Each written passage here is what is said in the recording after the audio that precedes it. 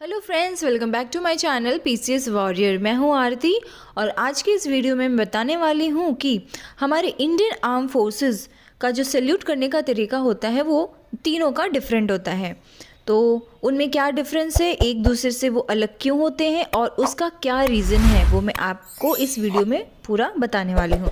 अक्सर आपने मिलिट्री समारोह या स्वतंत्रता दिवस और गणतंत्र दिवस पर हमारे जो देश के सेनाएं हैं उनको सैल्यूट करते देखा होगा, लेकिन क्या आपने कभी हमारे देश के तीनों सेनाओं के जवानों को सैल्यूट करते देखा है? अगर देखा है तो आपने गौर किया होगा कि भारत की जो थल सेना है यानी इंडियन आर्मी, एंड जल सेना इंडियन नेवी और वायु सेना यानी कि इंडियन एयर फोर्सेस का जो सैल्यूट करने का तरीका है वो बहुत ही अलग है एक दूसरे से। ठीक है, तो अब हम बात करते हैं पहले भारतीय थल सेना यानी कि इंडियन आर्मी की।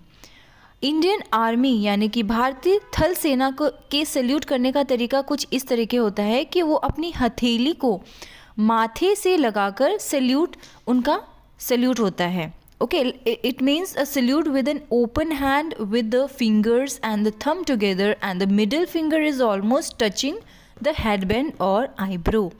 ओके, ये इनका एक तरीका होता है। इसका मीनिंग भी ऐसा होता है कि कभी ना कभी आपने इंडियन आर्मी के जवानों को सैल्यूट करते हुए देखा होगा, तो वो हमेशा खुले हुए हाथ से सलामी देते हैं। सारी उंगलियां सामने की ओर खुली होती है और अंगूठा साथ में खुला होता है। यह अपने सीनियर के प्रति सम्मान जताने का एक तरीका होता है। साथ ही यह तरीका यह भी जताता है कि उनके पास कोई इस तरीका का कोई हथियार नहीं है और आप उन पे भरोसा कर सकते हैं। दूसरा हम बात करें भारतीय वायुसेना यानी कि इंडियन एयर फोर्सेस की। तो भारत की जो वायुसेना के सलामी देने का तरीका कुछ ऐसा है कि वो खुली हथेली को 45 डिग्री यानी कि 45 डिग्री के एंगल पर झुकाकर सैल्यूट करते हैं, जो इस सेना को आसमान की तरफ प्रगति को इशारा करता है।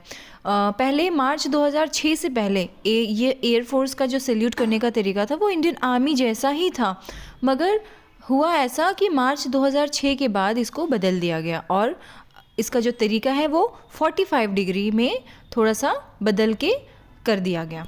अब हम बात करते हैं तीसरे यानी कि भारतीय नौसेना नेवी, इंडियन नेवी का जो तरीका है सलामी करने का वो इस तरीके से है कि खुली हथेली को ज़मीन की तरफ इंगित करके किया जाता है, क्योंकि नौसेना में सैल्यूट करने के लिए हथेली को सिर के हिस्से के कुछ इस तरीके से टिका कर रखा जाता है कि हथेली और ज़मीन के बीच 90 डिग्री का एंगल बन जाता है। इस सलामी को एक बड़ी वजह यह भी है कि पुराने समय में जो जवान काम किया करते थे शिप पे, तो उनके हाथ क्या काम करते करते गंदे हो जाते थे, क्योंकि वो अपने जो सीनियर्स हैं उनके सामने शर्मिंदगी महसूस ना हो, इसलिए वो कुछ इस तरीके से सीनियर को सलामी देते थे ताकि उन्हें अपमानित ना होना पड़े। अच्छा, इसके अलावा पैरामिलिट्री वे ऑफ सैल्यूटिंग भी है, यानी कि जैसे कि CRPF हो गया, ITBP हो गया। इनका जो सैल्यूट करने का तरीका है वो भी इंडियन आर्मी के जैसा ही है। Apart from the regular salute by the tri services we have also ऐसे बहुत सारे सैल्यूट हैं जो कि किया जाता है, जैसे फील्ड अधिकारी यानी मेजर और उनके ऊपर के जो अधिकारी होते हैं उनके लिए राइफ़ल की सलामी दी जाती है। दूसरा अगर हम बात करें तो पासिंग आउट परेड में तलवार की सलामी दी जाती है। तीसरा हम बात करें तो गणमान्य व्यक्ति यानी कि शहीदों को 21 तोपों की सलामी दी जाती है। इसके अलावा सैल्यूट और भी तरीके होते हैं, जैसे कि आर्टिलरी शेल सैल्यूट। यह एक तोपों की सलामी होती है जो कि आप देख सकते हैं गणतंत्र दिवस पे ध्वजारोहण के समय आप देख सकते हैं। उसके अलावा है सैल्यूट यूजिंग अ बैटन से सलामी, यानी कि आप कभी भी फील्ड में देखेंगे तो मार्शल मैनकेशो ऐसा करते हैं। इसके अलावा सिविल सैल्यूट यानी कि नागरिक सलामी, जब वो वर्दी में ना हो, when not in the uniform. इसके अलावा है बाइक सैल्यूट को आप देख सकते हैं NDA, IMA, OTA कैडेट्स जो होते हैं वो परफॉर्म करते हैं। वो क्या करते हैं, जब वे अपनी साइकिल पर जाते हैं और खुद स्मारक से गुजरते हैं, विपरीत दिशा से क्या होता है कि किसी अधिकारी जो स्क्वाड सीनियर होते हैं वो ज़ोर से चिल्लाते हैं और वो कहते हैं स्क्वाड सावधान चल। ये पूरा दास्ता वो रखते हैं, उनके हाथ और जो आसन होता है वो एकदम सीधा होता है। चलिए अब हम बात करते हैं कुछ जनरल रूल्स के, जो कि हाथ की सलामी देते समय किया जाता है।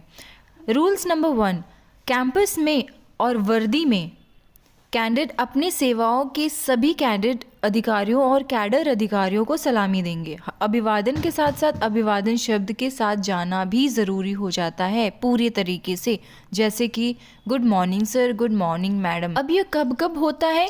जब बाहर वर्दी में चलते हैं और एक कैडर अधिकारी या कैडर अधिकारी के पास जाते हैं तब उनको ऐसा नियम करना पड़ता है। जब बाहर वर्दी में हो और जब झंडे को ऊपर से नीचे या फिर नीचे से ऊपर किया जा रहा हो तब भी यह नियम फॉलो करना होगा। जब एक कैडर अपनी वर्दी में कार्यालय में एक अधिकारी को रिपोर्ट करता है तो उस टाइम अपनी उपस्थिति को अवगत कराएगा कि यस सर, मे आई कम इन। अनुमति मिलने पर प्रवेश करेगा, ध्यान में आएगा और सलामी देगा और साथ में उसका नाम सलाम करेगा।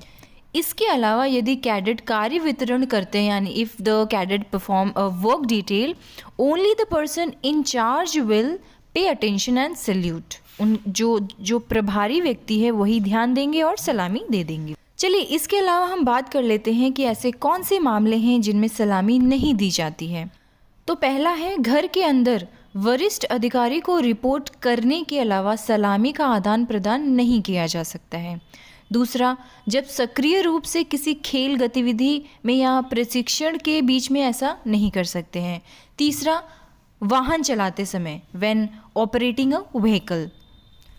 सो फ्रेंड्स, यहाँ पे मैंने कंप्लीट किया है सैल्यूट के बारे में, किस टाइप के सैल्यूट्स होते हैं और हमारा जो जनरल सैल्यूट होता है वो कैसा होता है और क्या नियम है और क्या नियम नहीं है, वो सारा डिटेल मैंने बताया है।